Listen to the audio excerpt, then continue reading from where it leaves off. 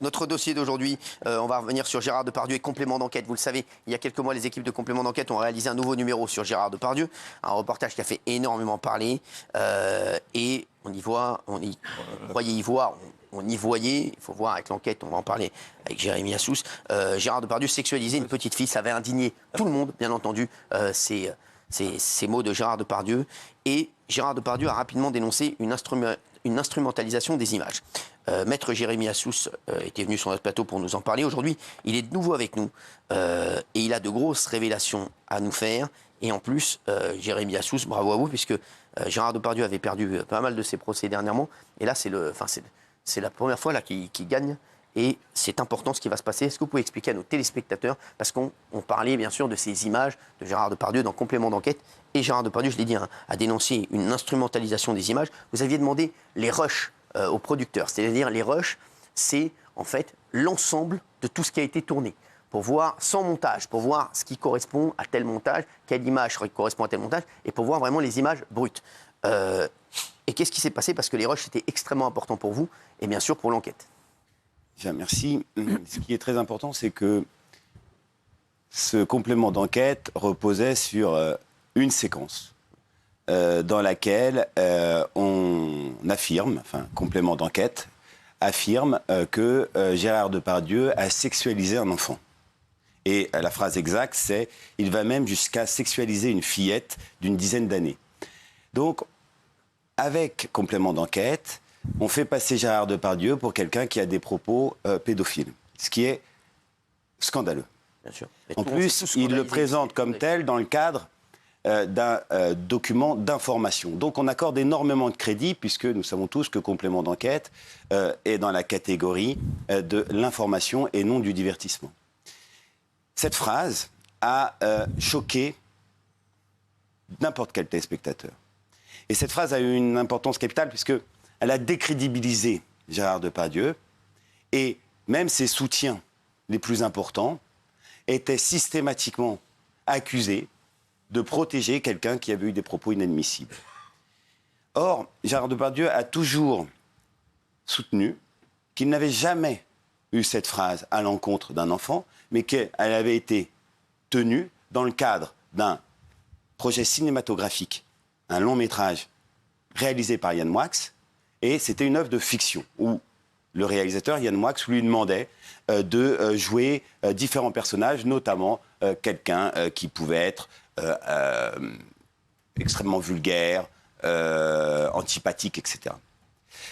Lorsque Gérard Depardieu et Yann Moix ont indiqué à la presse publiquement que cette phrase, il ne l'avait jamais tenue à l'encontre de la fillette, la défense de la société de production et de France Télévisions, et ça c'est très important puisque en la personne de Tristan Warlex, mais également le présentateur. Voilà, le présentateur de Complément d'enquête, mais également de Delphine Ernotte, la présidente de France Télévisions. Ils ont soutenu que tout ce qui était dit était vrai et ils avaient comme preuve qu'ils avaient fait authentifier les rushs par un huissier.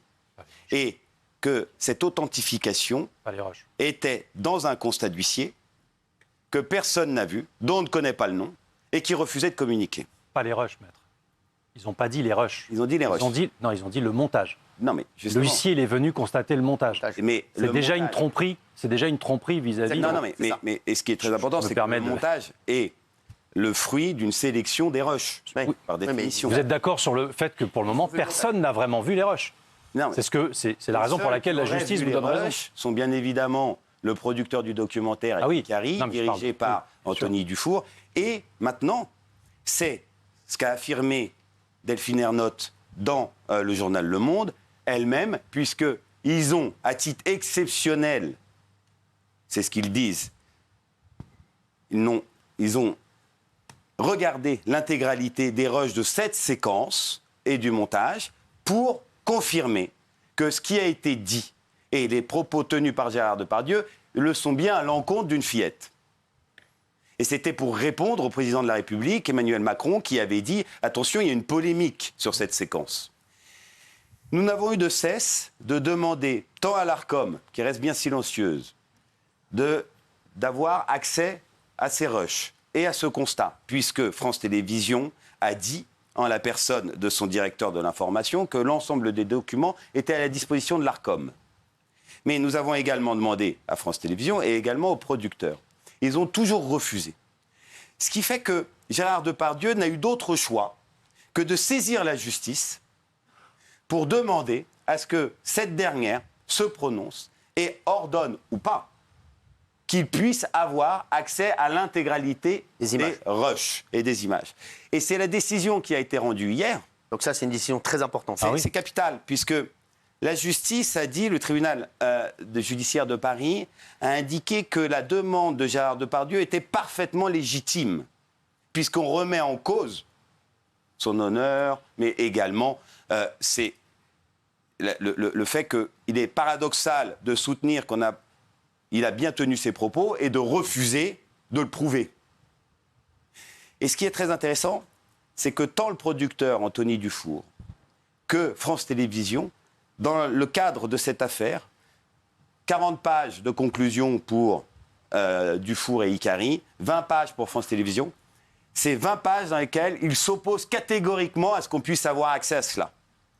Parce que, pour une simple et bonne raison, à partir du moment où on a accès au rush, on a accès à la vérité, et si la vérité est de notre côté, on démontre de manière irréfutable que c'est un montage illicite, c'est une infraction pénale, et surtout qu'ils ont menti à l'ensemble des téléspectateurs, et que c'est tout sauf de l'information.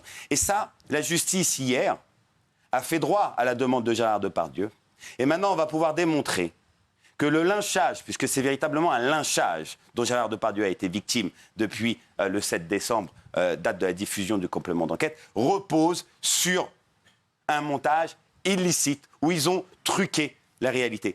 Et je termine, non mais c'est capital, puisque au niveau de la com... Juste une chose, maître. Vous avez très bien dit qu'ils auraient menti. Non, ils ont menti. Non, je l'affirme. Moi, j'en suis convaincu également, mais ça reste à vérifier quand même. Mais pour le moment, voilà. Mais vous avez raison de le dire. Mais attendez, je voudrais juste aller plus loin. Vous avez cité le président de la République tout à l'heure. C'est une affaire d'État. On parle d'une affaire d'État. Pourquoi ? Parce que le président de la République, il a juste repris des éléments dont on avait parlé ici en disant « j'ai entendu qu'il y avait une polémique ». Qu'est-ce qui s'est passé ensuite ? La SDJ de TF1, qui n'a rien à voir avec le schmilblick, la SDJ de France 2, sont tombés à bras raccourcis sur le président de la République en disant mais c'est scandaleux, on a toute confiance en Tristan Wallex, etc., etc. Sauf que ça reste à vérifier. Le président de la République, il a le droit de dire j'entends une polémique, voilà. Et que fait la justice aujourd'hui ? Et c'est vous qui l'avez obtenu, maître, bravo. C'est que la justice, elle dit d'une certaine façon, je vais donner un peu raison à tous ceux qui s'interrogent sur ce montage, puisqu'on va aller regarder les rushs pour voir si oui ou non il y a eu manipulation. Moi, ma conviction personnelle, parce que j'ai eu d'autres sources que celle de Yann Moix, c'est que je sais qu'il y a une manipulation sur ce passage-là. Donc de toute façon, pour moi, le montage, il est illicite et il y a une tromperie intellectuelle. C'est pour ça que je pense que c'est aussi une affaire d'État, parce que d'une certaine façon, on a fait passer le président de la République pour un menteur, quelque part. Là, c'est grave. Il nous reste 3 minutes là-dessus. Maître, est-ce que vous pouvez nous dire ce qui va se passer maintenant ? Ce qui va se passer, c'est qu'on va avoir les rushs et on va pouvoir avoir l'information. Est-ce qu'il a tenu ses propos ou pas ? Moi, pourquoi je suis convaincu qu'il ne les a pas tenus à l'encontre de la fillette, c'est qu'il leur suffisait de le démontrer. Oui. Et vous savez que les syndicats des journalistes soutiennent Tristan Wallex à la suite de la prise de parole de la position du président de la République. Je trouve ça tout à fait normal. Pourquoi ? Parce qu'on est dans le service public, mais on est quand même face à des journalistes qui ont une certaine réputation. Et donc, ils bénéficient d'une vraie crédibilité. Donc, si Tristan Wallex dit, et Delphine Ernotte, ça a été dit, on a la preuve, a priori, on les croit. Ce qui est très bizarre, et c'est là où on rentre vraiment dans une situation très particulière, c'est qu'à partir du moment où on leur dit, mais écoutez, en face, Gérard Depardieu le conteste, est-ce que vous pouvez nous donner les éléments ? Ils disent non. Et la parade, et c'est ce que je voulais vous dire, la parade qu'ils ont trouvée au niveau de la com, c'était assez brillant, puisque ça a entretenu une confusion. C'est qu'ils disent, on aimerait bien vous les donner, mais il y a le secret des sources. Et on doit respecter le secret des sources. Et c'est vrai que le secret des sources, c'est ce qui protège le plus et le mieux les journalistes, et il faut absolument le respecter. Il est limite sacré. Sauf qu'on a toujours soutenu qu'il n'y avait pas de source en l'espèce, puisqu'on ne peut pas être auteur et source. Je suis d'accord avec vous. Et là, ce qu'a dit, et c'est ça qui est très important, la présidente du tribunal judiciaire de Paris, qui est spécialisée sur les affaires dites de presse et de journalistes, elle a dit et elle a écrit qu'il n'y a pas de source.